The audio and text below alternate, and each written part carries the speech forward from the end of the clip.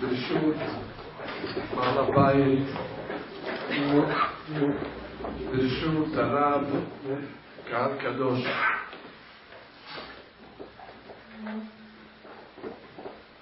We are exactly 1 week away from Chag Purim. This time next week we'll already be in the thrust of the celebration. But there is a mitzvah that begins next Shabbat, and that is the obligation to read Parashat Zachor. This Shabbat is the most important Shabbat of the year, because all the readings of the Sefer Torah that we do is only from the rabbis. The rabbis tell us to read the Torah. It doesn't say anywhere in the Torah that we have to read the Torah. From a Sefer, with a scroll. There's only one parasha that the Torah says, this you must read from a Sefer Torah once a year. And that is Parashat Zachor. It's only 3 pesukim. So much so, if somebody only can go to shul 1 Shabbat of the year, what Shabbat should he choose? This Shabbat, Shabbat Zachor. Even the reading on Yom Kippur is not as important as the reading we're going to have this Shabbat. What is the parasha? Zachor et asher asa lecha Amalek. Remember what Amalek did. B'derech b'setechem Mitzrayim. When we came out of Egypt, you have to remember what they did. When we came out of Egypt, we were on fire. Nobody wanted to touch us. We were untouchable. Shami'u amim yirgazun. Hin ahaz Joshua Pelashet. Az balu anufe Edom. Elem Moab yuhazem muna'ad. Damogu kol yoshbe Canaan. Tepod aleim imata v'pahad. The whole world was trembling from Am Yisrael. We just toppled the entire Egyptian empire. Sus v'rochevona b'bayam. We took down the greatest kingdom of the time.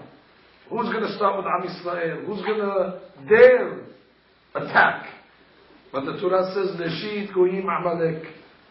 Amalek is the first. They're the number 1 anti-Semite.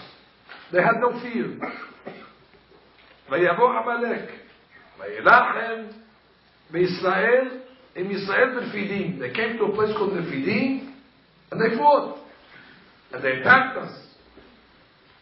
And there was casualties. So the Torah says, once a year, you must remember this mitzvah. And what's the mitzvah? Mahot temche et zecher Amalek. You have to destroy Amalek. You have to get rid of him. And this mitzvah is always done the Shabbat before Purim. That means if you watch the calendar and you come to shul 1 week and you hear them reading Zachor, you know Purim is that week. It's always read the Shabbat before Purim. Why? Because first we read about destroying Amalek, and then we go and celebrate Purim, which is the actual realization of that. Because Haman was from the descendants of Amalek. So first we say Zachor, and then we make Asiyah, then we actually do it. We read the story of hanging Amalek and his 10 sons. The question that I come to ask you tonight is a very simple one. The Torah is telling us, remember what Amalek did so you can destroy him. Does anybody know who Amalek is today? I know there's a lot of anti-Semites. I don't doubt that. There's a long list. But you know that Ahmadinejad is from Amalek? Maybe he's from Sanhedrin. Maybe he's from Nebuchadnezzar. You don't know his lineage. And it's not like you can look in the phone book under Amalek and you say, oh, Joe Amalek. And you go to his house and you shoot him, you kill him. And you say to him, it's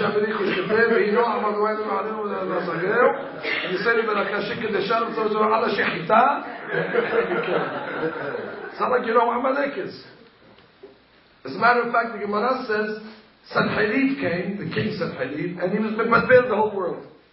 So we don't know who anybody is today. Ammon, he moved up to Moab. Moab, he moved to Emurim, when he moved to Sihon, he moved everybody around. So nobody's pure anymore. So what is this mitzvah to remember Amalek? We don't even know what Amalek is. So we cannot put this mitzvah into practice. But the Torah says, no, make sure you remember it. What do you mean to remember? So I remember. Now what? What can I do with remembering it? Okay, Shabbat will leave the synagogue. Okay, Baruch Hashem, we remembered Amalek. What did it do for me that I remembered Amalek? There's no way to put this mitzvah into realization. This was the question of the Magid Mekufi. Rabbi Yaakov, Ba'ala Neshalim. So in order to explain it, he gives a mashal. The mashal is as follows. There was once a king, and the king had an advisor. The advisor was a Jew. And the Jew was very, very loyal to the king. And the king couldn't make a move without him. He tells the king, move right, he goes right. Left, left. Do it, don't. The whole kingdom is being run by this advisor. One day, the advisor goes home to his wife. He's a Jewish guy. His wife tells him, is it true that the king has a rose garden? He says, yes, it's well known. Roses like this, gigantic roses. He says, do me a favor. You love me? Of course I love you. Bring me 2 roses from the king's garden. He says, I love you, but the king's garden is not it's not a flower store where people just go and cut roses and bring it home. This is the king's. We have no right. You're his advisor. He's not going to hold you accountable.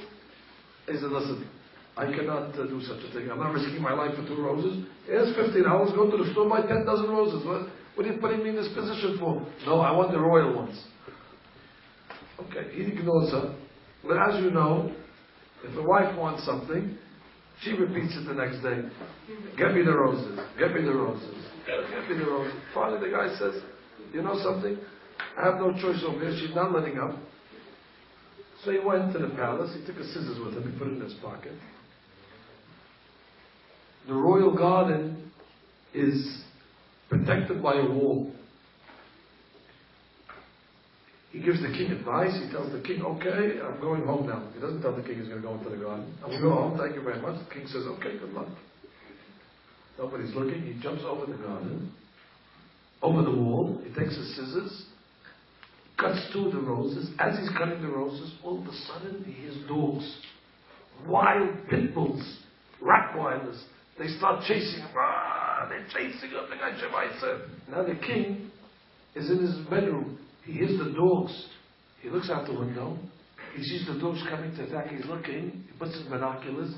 He says, oh, my advisor? He's the guy. He's the guy that went into the garden. Wait till I get a hold of this guy. Wait. Meanwhile, they came. The dogs. They ate him up. They scratched him. They bit him. Now the guy comes home to his wife. He says, you wanted a red rose? Look, you got a big red rose now. He says, look at me over here. This is what you wanted? Here's your roses now. Look what you did to me. I almost died for these roses over here. The dogs. So she says, did the king catch you? Baruch Hashem, he has no idea. He was sleeping. I'm lucky. Otherwise I would not have my job. Okay, Baruch Hashem. Okay, they put bandages on his head. They said they fix him up. He goes the next day to work. The king says, when he sees him, he says, last night I heard there was noise in the garden, and I looked out my window and I saw the dogs were attacking you. He says, those dogs, you mahshemam, those dogs. Don't they know you're my advisor? Don't they know who you are to me? I can't believe what they were doing to you. I told my people, those dogs, we have to kill those dogs. They have no right to do that. We have these dogs for real enemies of the king. Not a guy like you. Meanwhile, the guy's turning all colors. He thought the king didn't catch him. But the king gave him a rebuke in a nice way. He blamed it on the dogs. He said, those dogs, what are those dogs do? So the Magid Bedumna says, the king really wants to rebuke the guy, but doesn't want to tell him Beferush, doesn't want to tell him explicitly, oh, you stole the roses, what were you doing? He loves them. So he says, oh, those lousy dogs, those rotten dogs, what are they doing? God is the king. God doesn't want to rebuke Am Yisrael directly. You know why Amalek came? Amalek didn't come for no reason. The Torah says, "Vayilachim Yisrael b'Fidim." We came to a city called Nefidim. You know what the Gemara says? There's no place on the map called Nefidim. Doesn't exist. Look on the GPS. There's no Nefidim. So the Gemara says, "What's Nefidim?" Al shirafu yedehem min Torah. The Jewish people stopped learning Torah. They weren't learning like they're supposed to. Once already the Torah was diminished, Amalek is activated. So who brought Amalek? You brought Amalek. Amalek cannot touch us. Like the Pasuk says, Hakol kol Yaakov, vayadayim yedei Esav. But if you look at the word Hakol, it's written without a vav. Hekel kol Yaakov. If the voice of Yaakov becomes weakened, Hekel kol Yaakov, vayadayim yedei Esav. Then the hands of Esav come against us. So God, He wants to rebuke us. So He says, Zachor et asher asa lecha Amalek, that dog came and attacked you, Yemach Shemo, we have to kill the dog is a rotten guy. What is he doing beating you up? You're my children, how dare he do this? Lo tishkach machot tibcheh. Meanwhile, when we hear this, we get embarrassed. Oh, that's God's way of saying that we're guilty, but He doesn't want to blame it on us directly. He blames it on the dog. He says, Amalek is the kelb. He came after you. He attacked you. Who does he think he is? But we're saying to ourselves, oh, Hashem knows we made a sin. We did it ourselves. And therefore the mitzvah to remember Amalek, we don't have to know what Amalek is. God wasn't talking to Amalek. God was talking to us. To remind us our obligation to study Torah and to learn the Torah. And all our problems begin, all the different Amaleks of the world only have a hold on us when we close the books. Once we open the books and study, they fall by themselves. So God says once a year you have to remember, look what happens to Am Yisrael when they get to the Fidim.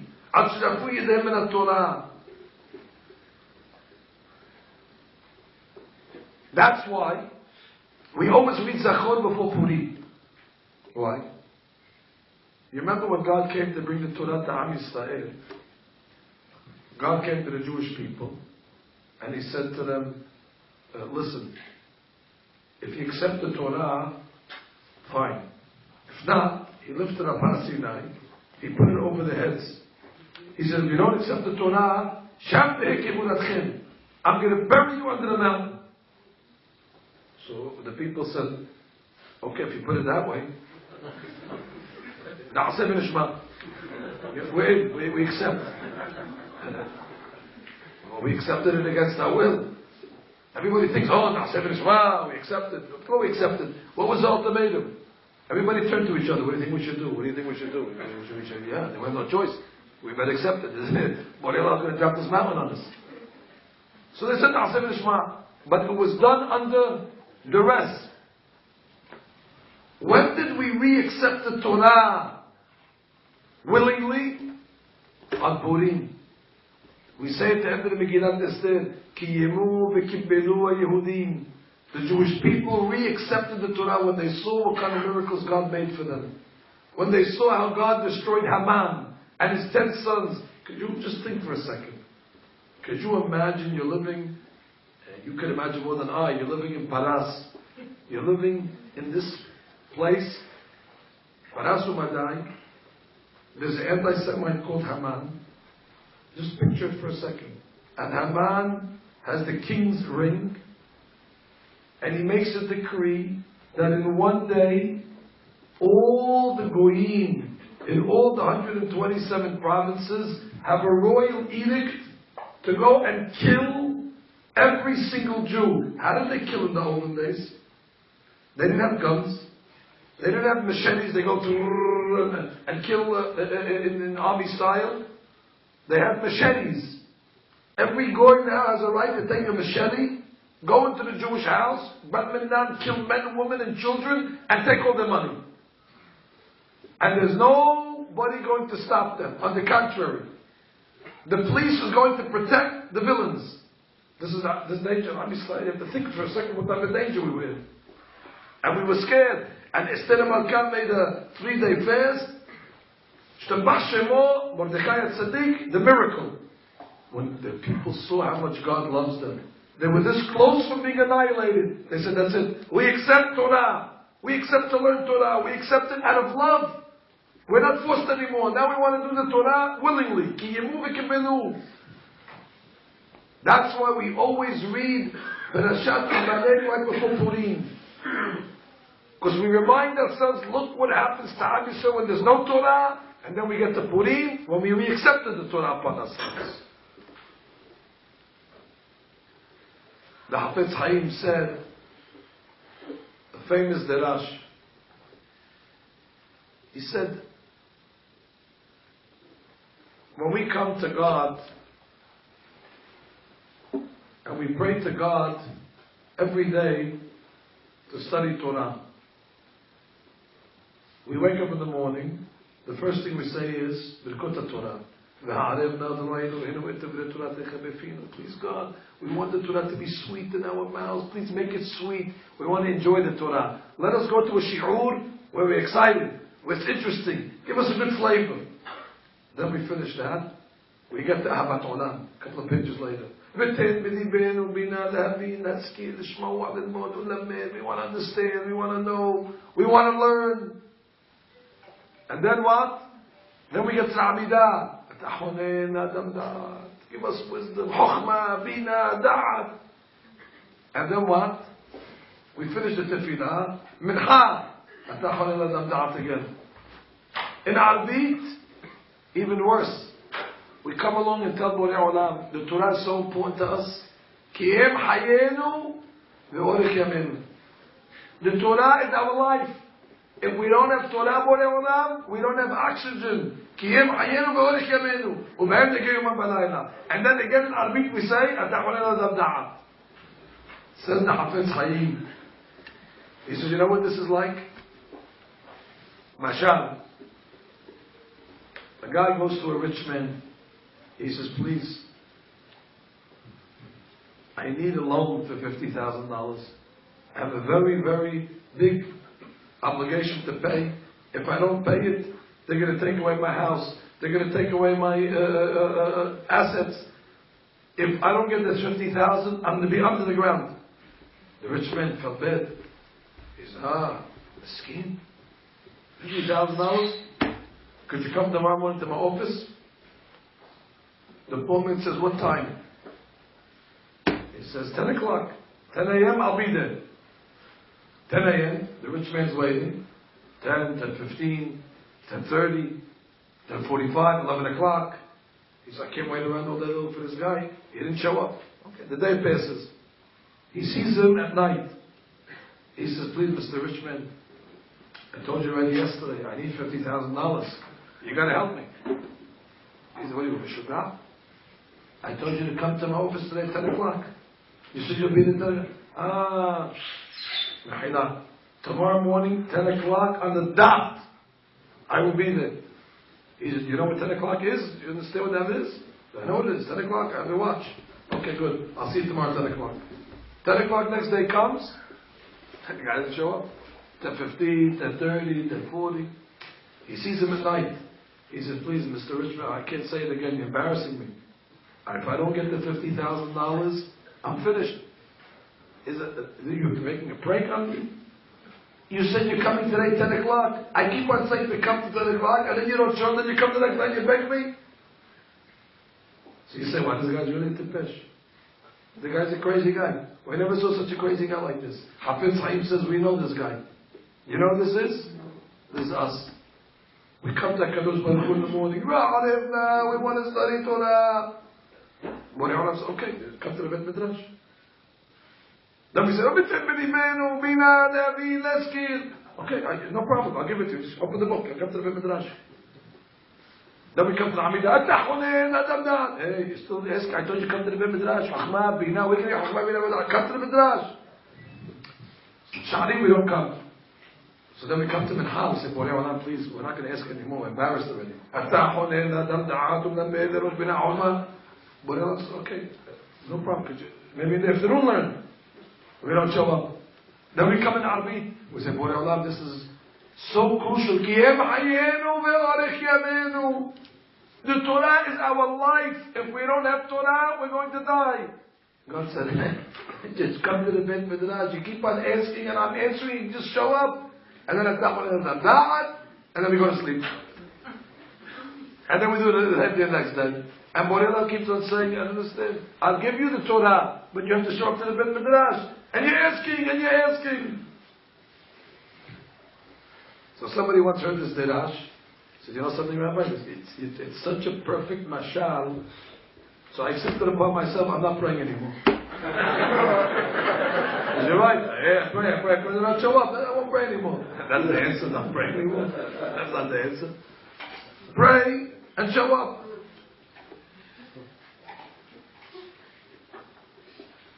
But I'd like to say in Dirash tonight in honor of the yeshiva. It says, they got to the Fidim. It says, Avsherafu yedehem min Torah. What does it mean, Rafu yedehem? Their hands became weak from the Torah. You learn Torah with your hands? Ashkenazim, they learn with their hands. They make it with the thumbs. But what does it mean, Rafu yedehem? It should say, Rafu pihem. You learn with your mouth. It should say their mouths became weak, or you learn with your mind. So the Darshanim say like this. There's two ways of studying Torah. Either you study yourself with the book, or you support Torah. And how do you support Torah? With your hands, by giving Tzedakah.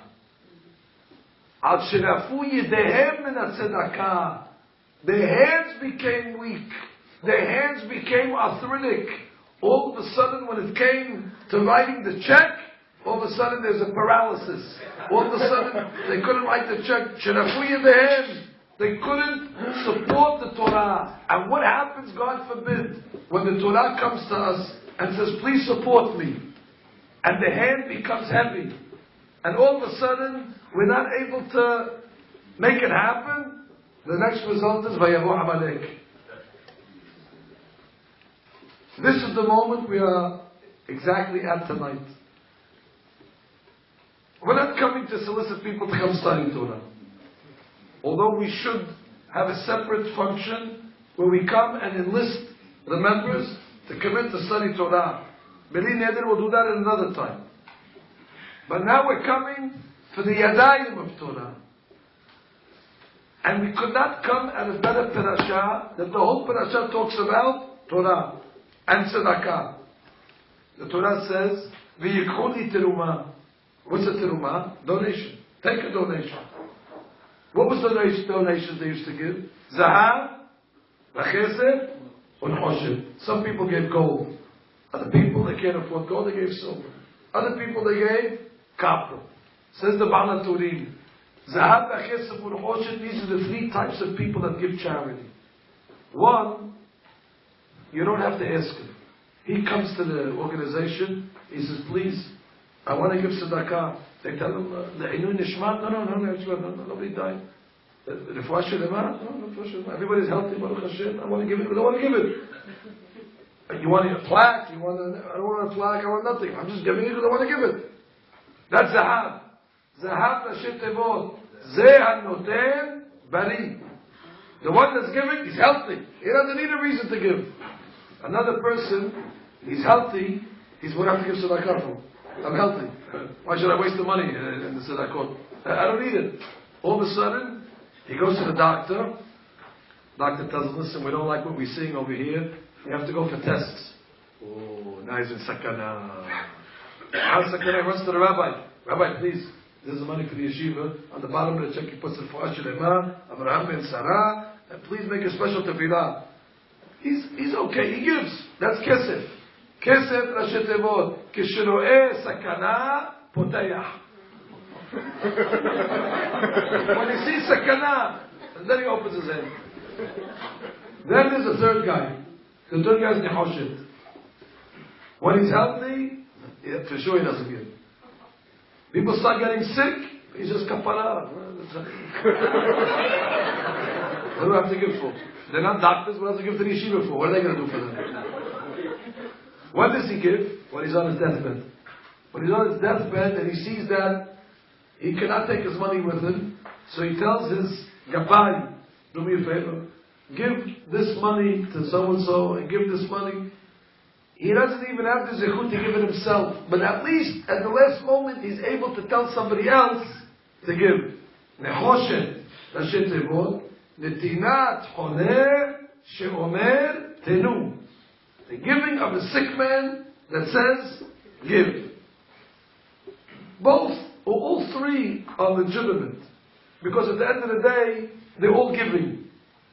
But if you look at the Pasuk, right after the Torah says to collect the money, the first thing they collected for was the Aron. What was the Aron? The Aron is the Ark. What's in the Aron? The Sefer Torah. But the Aron was built in a certain way. It was a box. And it had rings on the side. And in the rings you had poles. And what did they use these poles for?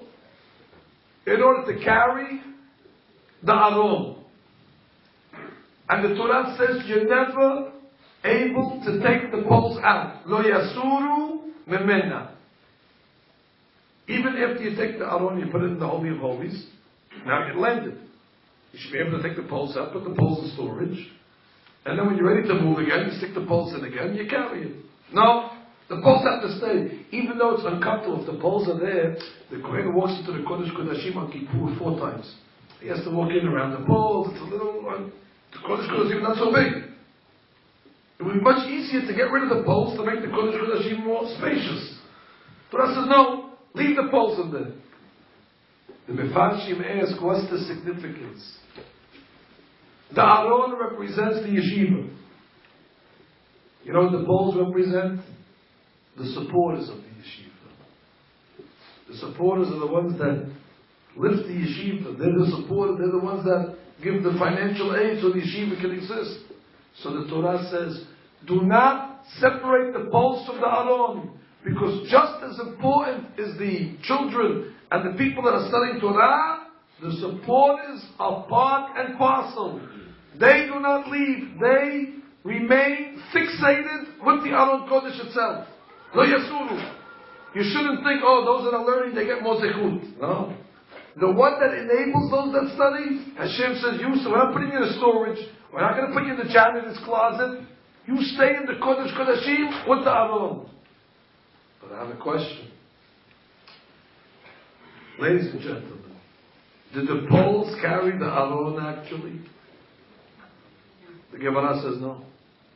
Aron noseh et nosav. The Aron would carry those that are carrying it. That means when you saw the Leviim carrying the Aron, if you looked closely at their feet were off the ground.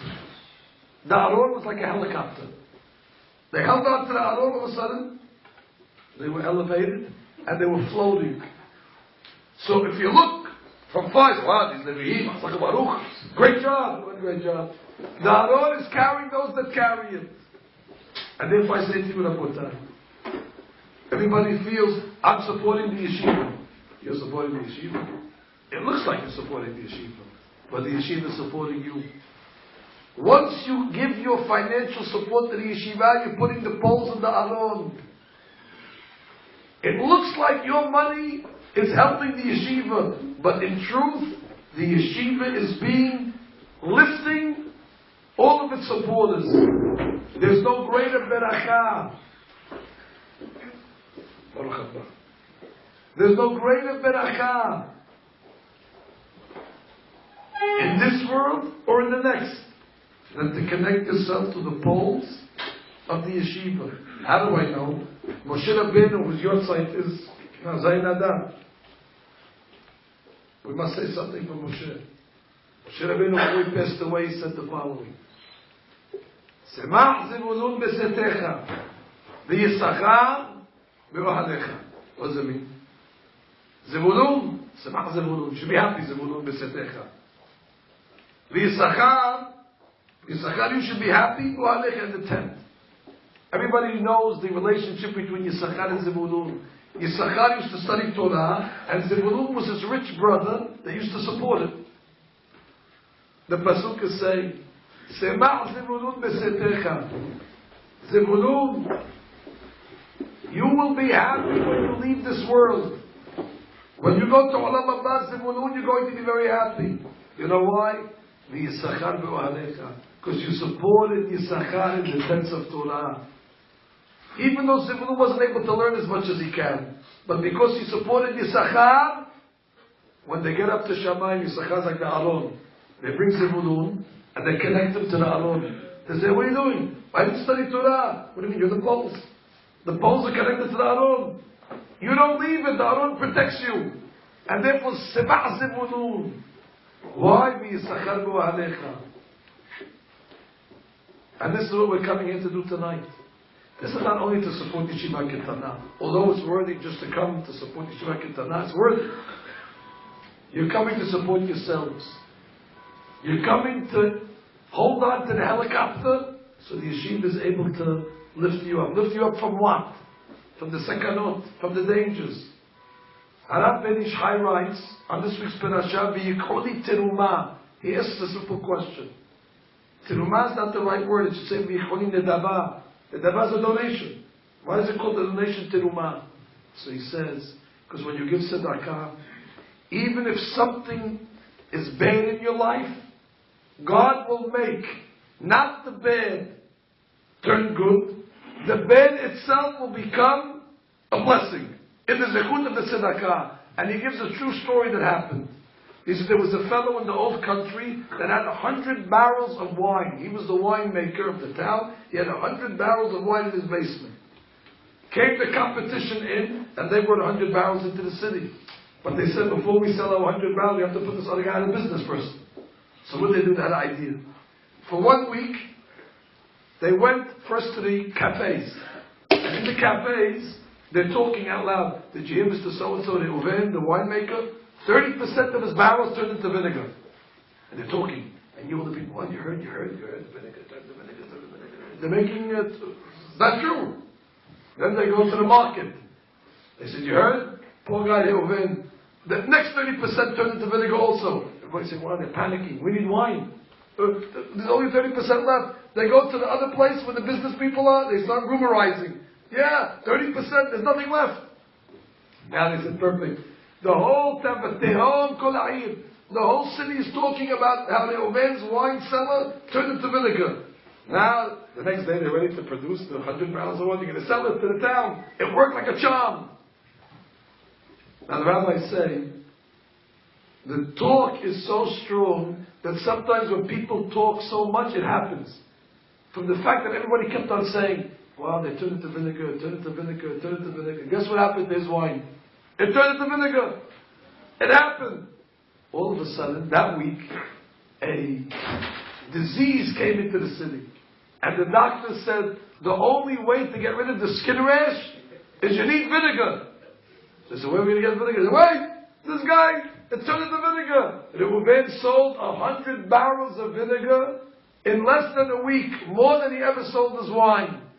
And the Ben Ish Chai says, when a Kadosh Baruch Hu wants to bring a beracha, he can bring the beracha from the kinala itself, from the tzar, and he gives a remez. He says in Hebrew, the way you say a damage is nega, nun gimal ayin. From the nega, you switch the letters, oneg. From a nega, it becomes oneg. In Hebrew, you say the word tzara. Tzara is a trouble. From tzara, you change it to the word retzeh. Retzeh is to be accepted. And therefore he said, in this case, God made a nekef. And negif is a damage. From negif, he turned it into giffen. And therefore, you keep on changing the words around. And therefore, he says, those that give tzedakah, HaKadosh Baruch Hu exchanges it. Even if something's bad, it says, this is, how am I going to get out of this mess? From the kirana, we'll turn it into a beracha. And how do you say in Hebrew to exchange, to switch? The Hebrew word is timurah. Timurah means to exchange, which is the same letters as the word tirumah.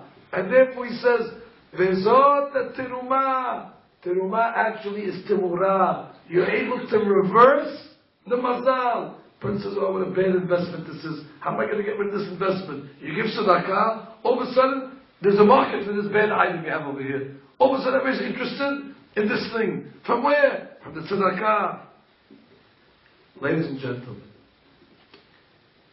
we are at the time of year of tzedakah. The mitzvah now of Purim is Matarot Evyonim, the mitzvah B'Hasit Shekel, and this is the way we bring down Haman and all the Amalekim. And I say to you, it's not enough to come to shul on Shabbat and say, oh, Amalek. God's going to say, you were at the parlor meeting the other night. They gave out cards.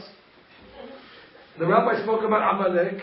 He told you about Efidim. He told you about Nafu Yedeim. And everybody walked out. I was like, what a rabbi. Great Derachshat. Ate a couple of falafel balls. And Rabbi Hananya.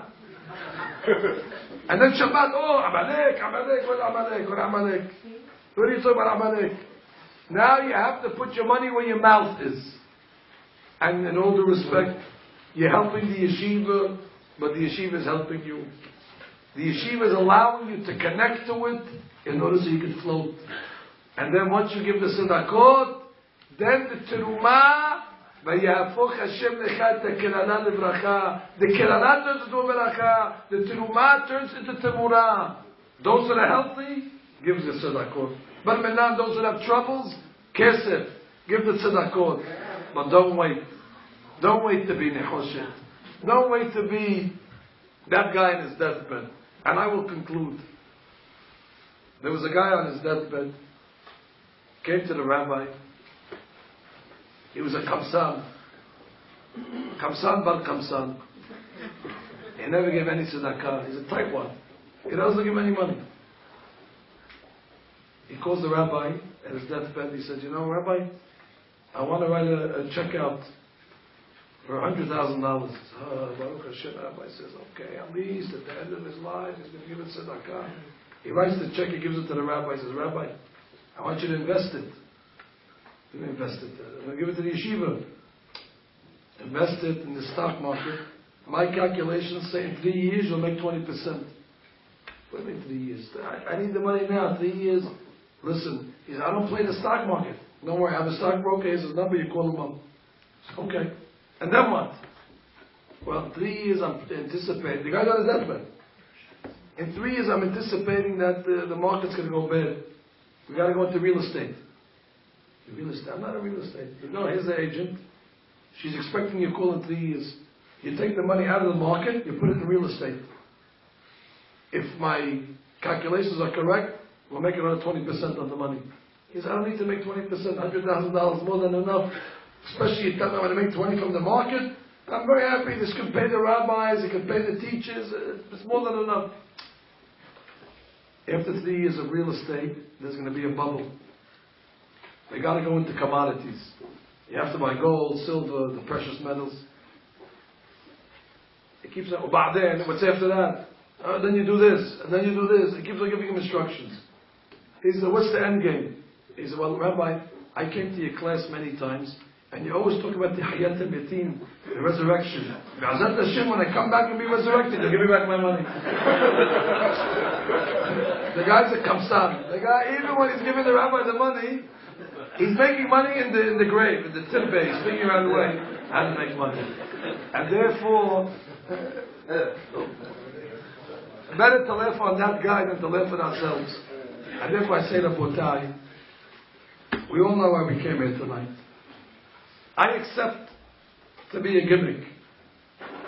They bring a rabbi to say the Torah, but I'm not arrogant enough to think that I am the purpose of the night.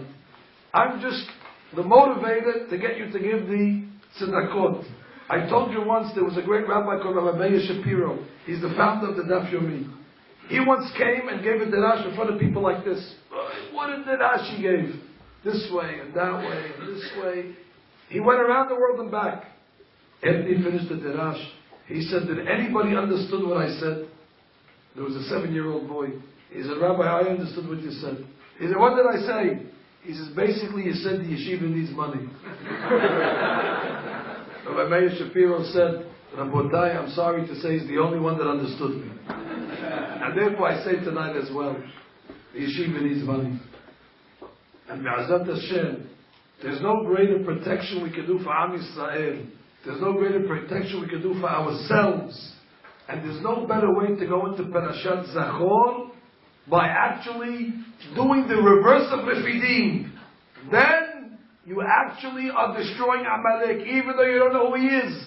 Amalek falls by himself.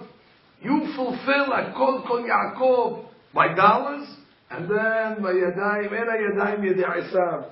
And I pray that Be'ezrat Hashem, all of you should always be in the position to give. You should always be in that position where your hand is always stretched. And guess what? When you give, you get. The more you give, the more you will get. There was a rich man that kept on giving. And the more he gave, the more he got. Somebody came to him and said, you give so much away, how do you still have so much? He says, it seems that the more I shovel out, God shovels in. And it also seems that God's shovel is bigger than mine. And that's what I tell you tonight. God's shovel is bigger than yours.